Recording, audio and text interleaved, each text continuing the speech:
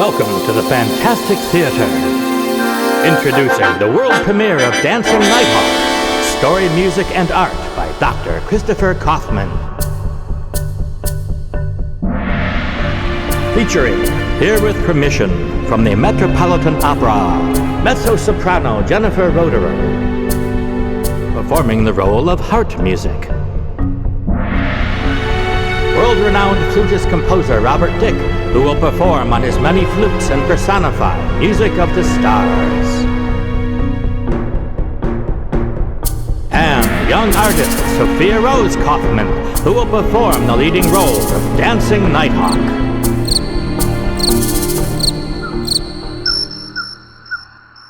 Clouds were thick in the night sky.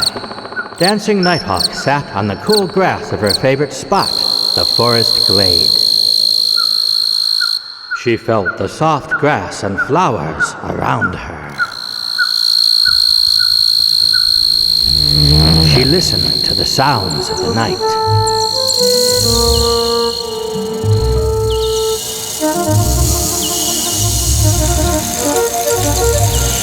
A rush of wind stirred the grass and trees. The clouds parted. Moonlight broke upon her face. The music of the stars filled her ears.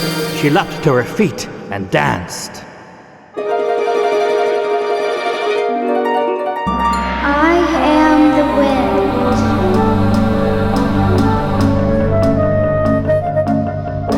I am the light of moon.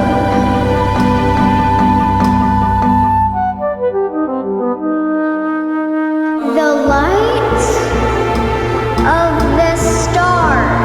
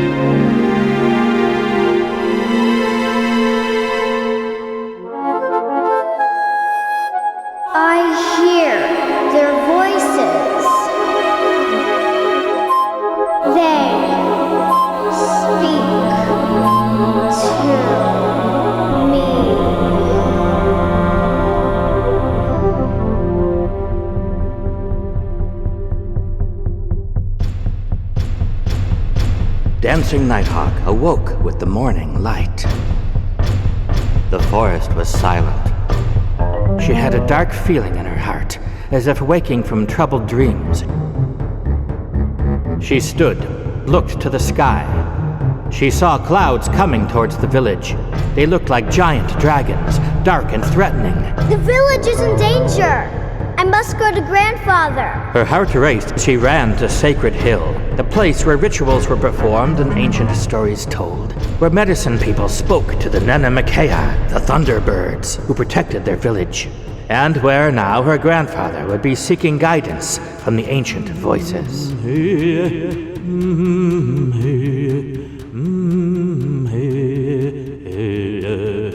Grandfather sat, chanting by the sacred fire. I fly upon a cloud toward the sun. In the smoke above the fire, she saw images. Massive dragon serpents flew and held in their claws a cage with giant Thunderbirds in it. Nanamakea! Grandfather finished his sacred song.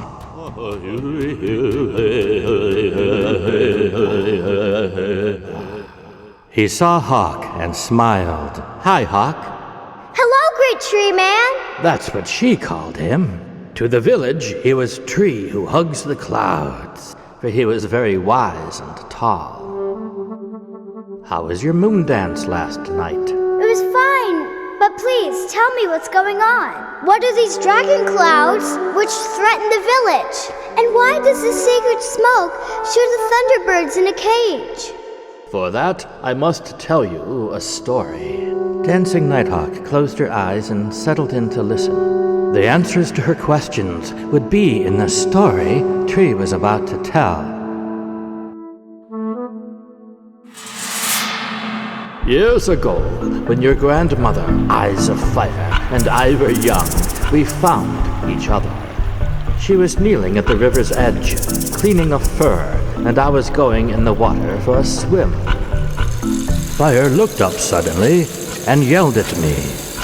Don't go into the water. The Ma'ha'kuk have been there, feasting. They might be in the water. I laughed. The Ma'ha'kuk, I thought, were just stories to frighten little ones, so they wouldn't drown themselves in the river. I should have realized that I was in the presence of a great medicine woman and heeded her warning. But no, I was young and stupid, so I just laughed like a turkey and leapt into the water. I tried to impress Eyes of Fire with my prowess as a swimmer and struck out into the dark water. Then I felt something rough scrape across my skin. I popped my head under the water and stared into the eyes of a terrifying monster. I leapt back, but I was no match for the speed of the watery serpent, the Ma'ha'kuk, for that is what it was, just as Fire had told me. His massive teeth parted to make of me a watery lunch. But then I heard the shriek of a mighty warrior, a queen, she who would be my wife, and Eyes of Fire leapt upon the dragon. She held her hand like a blade and drove it into the eye of the monster. She grasped its titanic brain and pulled forth the bloody gore. As the dying Ma'ha'kuk faded into the murk, Eyes of Fire grabbed me by the scruff of the neck and dragged me towards shore. More of the dragon monsters, the Ma'ha'kuk, surrounded us.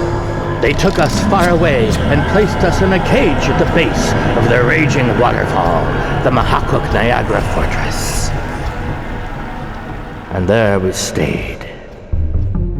Without Fire's voice to call them, the Nanamakea flew off.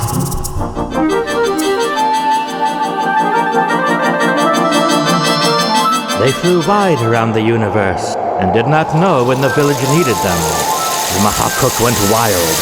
They made storms of the air which destroy all before them. They made the storms of the ground which make the Earth Mother quake with fear and cause cracks in the ground to swallow us up. And the storm of ice that lasts for 1,000 moons. We know not how long we were in our cage, but finally the Nanamakea came to us and rescued us. For them it was a short time, but for us it was 1,000 moons or more. We returned home to find all was changed. The people we had known were long dead. The land was ravaged, and the people lived in fear by the edge of their skins.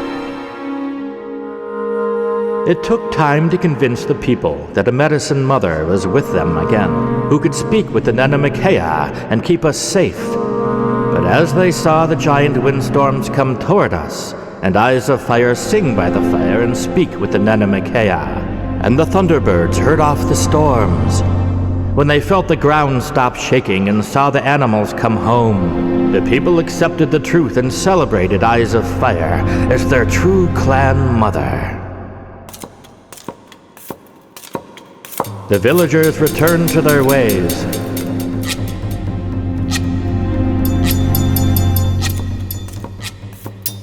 But grandfather, what about the dragon clouds attacking the village? Hawk, the sickness took fire from us a season ago. There was no one to speak to the Nanamakea. They flew free into the air, too close to the Ma'ha'kuk Niagra Fortress, and fire could not tell them that the dragons had set a trap for them. They were snared by the horned demons, and placed in the same cage that held us many moons ago. And now, dear child, the dragons have taken the shape of mighty storms, and will soon be here to eat our village. This time they will leave nothing. Especially they will destroy the one who has inherited the great power and magic possessed by her grandmother, Eyes of Fire. Dancing Nighthawk took a deep breath as all of this washed over her. Realization dawned. Her grandmother? Yes, dear child. You mean? Yep, it's you, sweetheart. You have inherited Fire's magic. How do you know for sure? I don't feel any special powers. Don't you? Do you not dance to the moon and hear her song like no other? And speak to those who take the light of the sun and give it as food for all Earth's creatures. But I don't talk to the Thunderbirds. You will. Huh? You will speak with the Nanamakea when you rescue them from the Ma'ha'kuk Niagra Fortress. They sat for a while and listened to the sounds of the forest.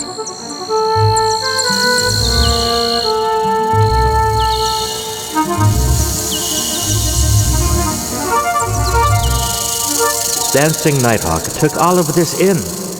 Determination set in her heart. When do I leave? Now. Where do I go? I will show you. How do I save them? I will help you. But I can't travel to the Ma'ha'kuk Fortress on these old legs. See the pouch there? It is Fire's medicine pouch. Pour it over me. It'll turn me into a condor or an eagle, and I can lead you better.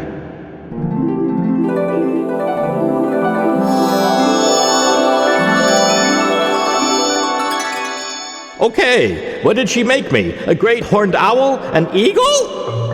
What? You're a screech owl. A screech owl? Ugh, my wife always playing jokes. That one, a screech owl. Well, let's go. Tree the owl flew off down the forest path with Dancing Nighthawk close behind.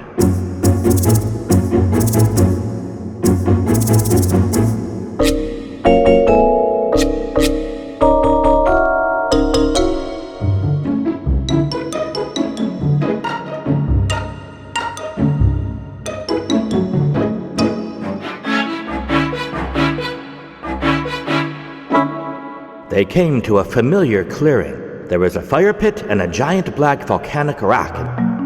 Nearby was the rock quarry, which villagers mined for rock shards to make arrowheads and tools. Okay, Hawk, go to the quarry and fetch a good rock shard, as long as your arm. Hawk made her way to the quarry. She pulled a beautiful rock shard from under a pile of rocks and returned to the clearing. Tree was human again. He was performing a ritual. The dragon clouds were right overhead. Put the shard on the black rock. Now stand clear. Tree shouted to the dragon lords above. Hey you Ma'ha'kuk dragon lords, remember me? You had me in your cages once, but we escaped Eyes of Fire and I. Grandfather! Stay there, Hawk. Come get me, dragons. You lost me once, lose me again. The giant claw lanced down from the sky, right at Tree. Whoa! Lightning struck the rock. Fiery sparks and dust exploded around them. Tree now held, in place of the shard, a beautiful sword. Here you go, my Hawkling, a weapon to fight the gods, made by the gods themselves.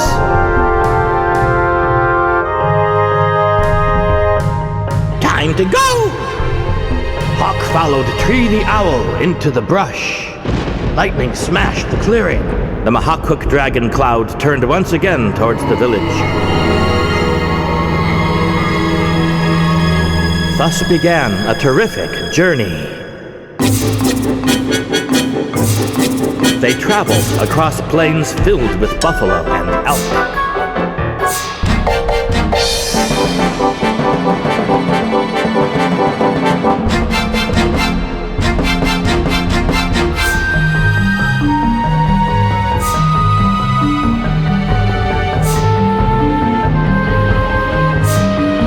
They came to deep chasms with violent rivers flowing at the bottom, and climbed down, across rock bridges and up the far side.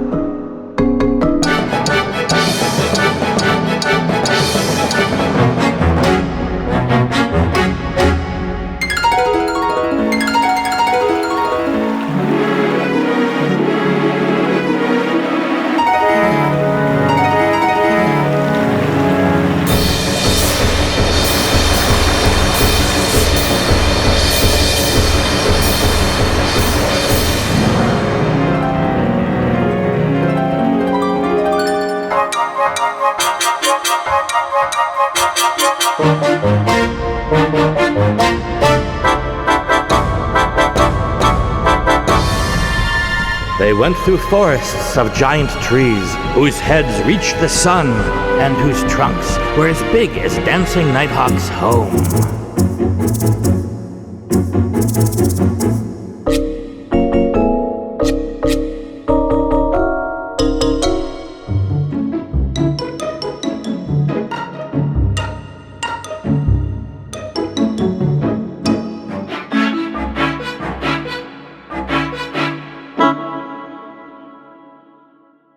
They emerged from the forest of giants. Across a small mesa, a mountain towered before them. Grandfather, how long do we have until the Ma'ha'kuk reach our village? About a day. His voice sounded normal. He was human again. Hi, Great Tree Man! Hello, my little Nighthawk. The two embraced, and for a while all the cares of the world were gone. It was just Tree and Hawk and the warm, loving energy flowing through them, like a river whose power knew no end.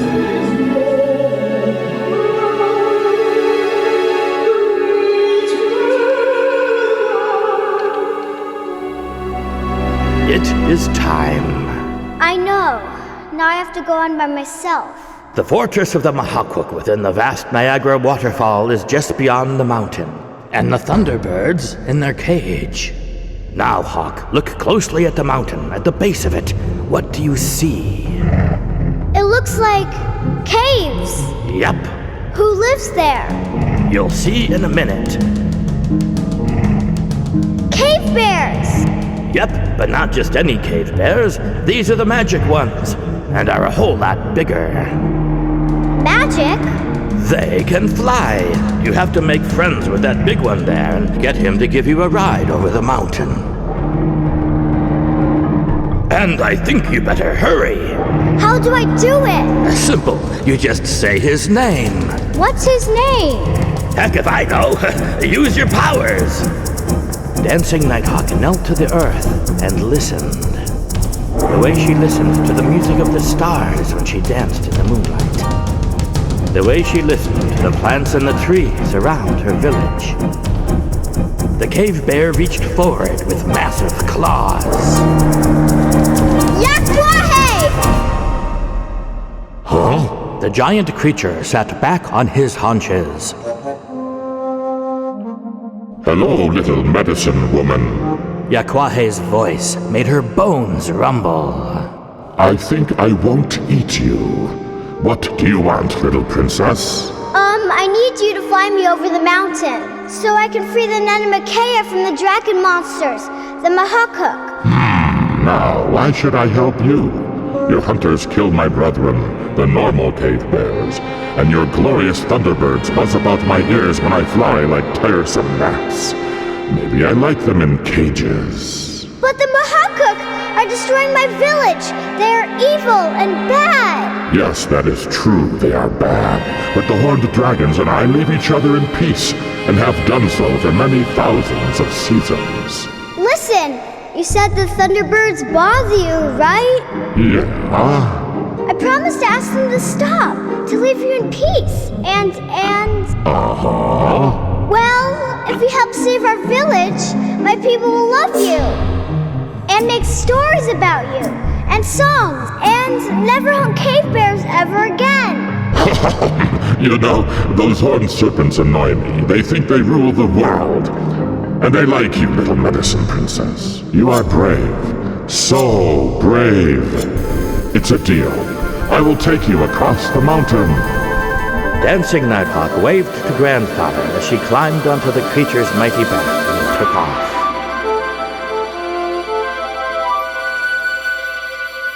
The journey over the mountain took less than a minute. Yakwahe dropped Hawk off at the banks of a turbulent river. The thunderous Niagara waterfall was at the far side. She knew it was all up to her now. She looked into the murky water. She looked deep under the water, where the falls met the river. She could see the cage and the Nanamakea held within. Suddenly, a terrifying Ma'ha'kuk monster rose from the water. Who dares stand before the murky and dangerous waters of the Ma'ha'kuk? It is I, Dancing Nighthawk. You have captured the Nanamakea, and I must free them.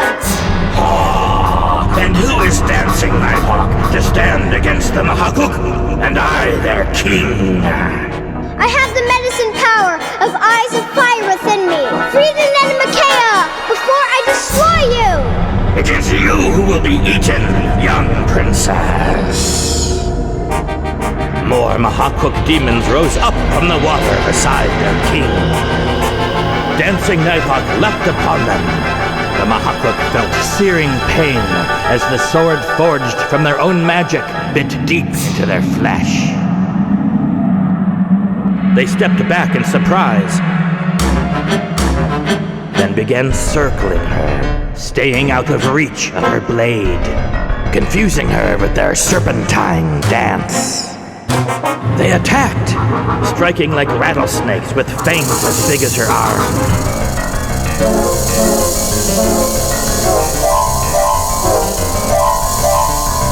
She leapt out of the water, back to the embankment, and turned to face them. The Ma'ha'kuk formed again into one group, and she attacked them, scoring deep wounds into their scaly hides. Again, they circled her.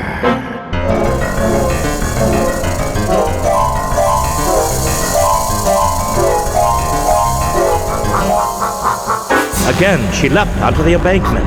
They formed into a single group, and she leapt amongst them.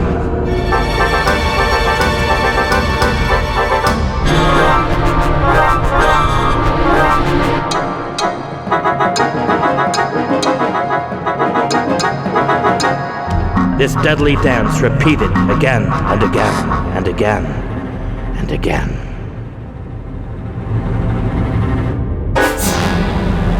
Exhausted, she found herself on the riverbank. Only one Ma'ha'kuk remained. The Dragon King now flowed towards her from the murk.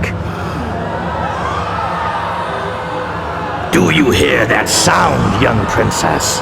That is the sound of your village being eaten. Now I will eat your spirit and your village will die.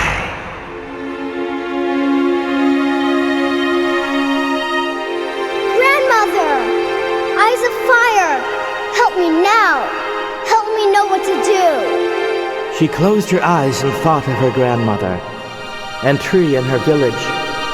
New inspiration ran through her veins. She leapt into the giant maw of the Ma'ha'kuk King.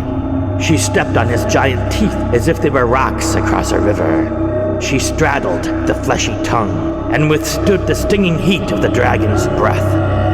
She waited as the monster closed his jaws about her and drove her sword through the roof of the mouth and into the titanic brain. The king of the Ma'ha'kuk screamed the scream of death and fell into dark oblivion.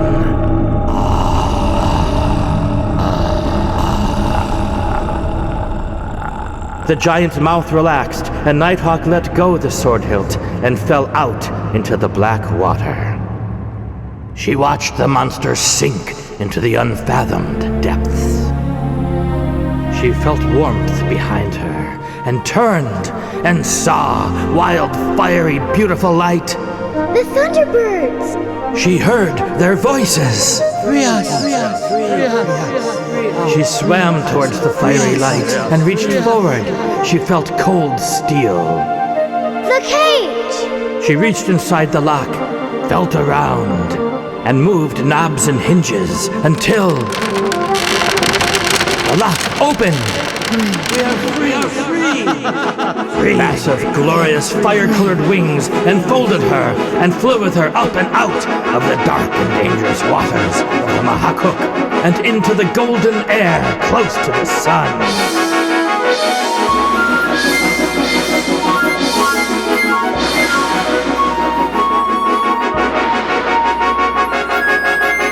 They flew over the mountain and the home of Yakwahe. They flew over the land of giant trees, over river chasms, and the plains filled with buffalo and elk. She spoke with the Nanamakea. My village! The brothers of the Ma'ha'kuk King are going to destroy it! Yes, new medicine woman. It has been long since Eyes of Fire has spoken to us. But we know and remember. Look, Hawk saw the village below them. The Ma'ha'kuk lords were confused and angry. She killed him. They had just felt the death of their king, and now were preparing to take revenge on the village. The Nanamakea dropped Hawk on Sacred Hill. They flew high and turned upon the Ma'ha'kuk, and with the power of their music, herded them back to their Niagara Fortress, where they would await the rebirth of their king 1,000 moons from now. For no human could altogether kill the ancient powers.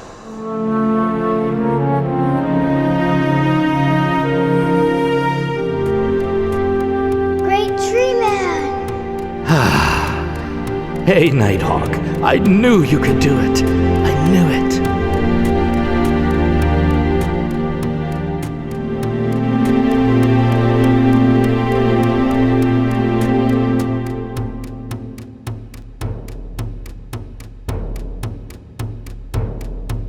The village had been celebrating for many hours, and the fire burned low.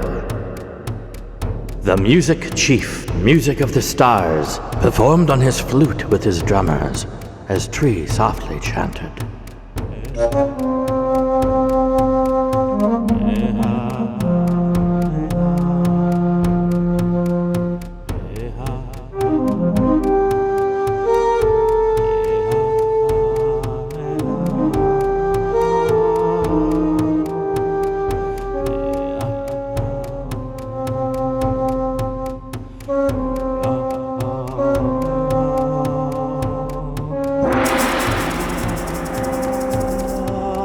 And now, villagers and friends here to witness our celebration.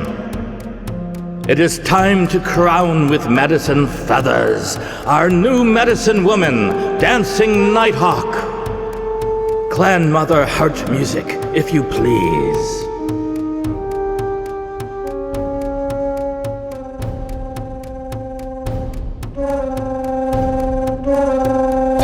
Witness before you, Dancing Nighthawk.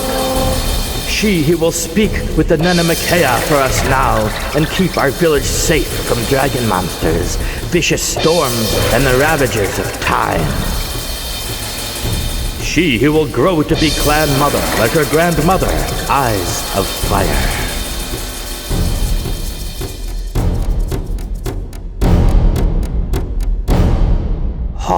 Did I ever tell you how much of your grandmother I see in you? You didn't have to, Tree Man. I know. But how can I take her place now?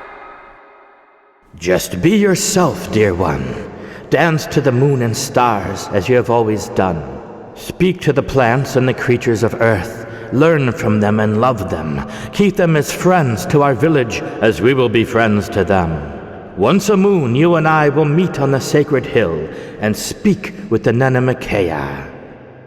Tree who hugs the clouds placed his arms around Dancing Nighthawk and held her close. They stood thus for a long while by the glowing embers. I am the wind.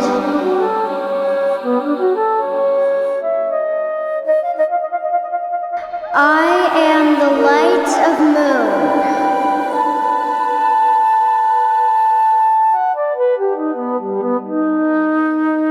The light of the stars.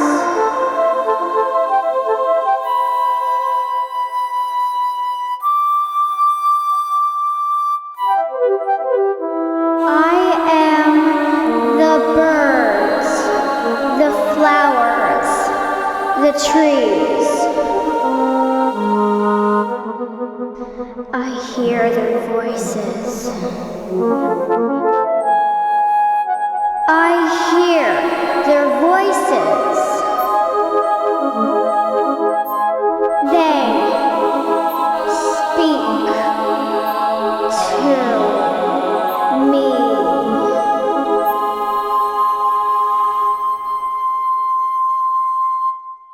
Hey-ya!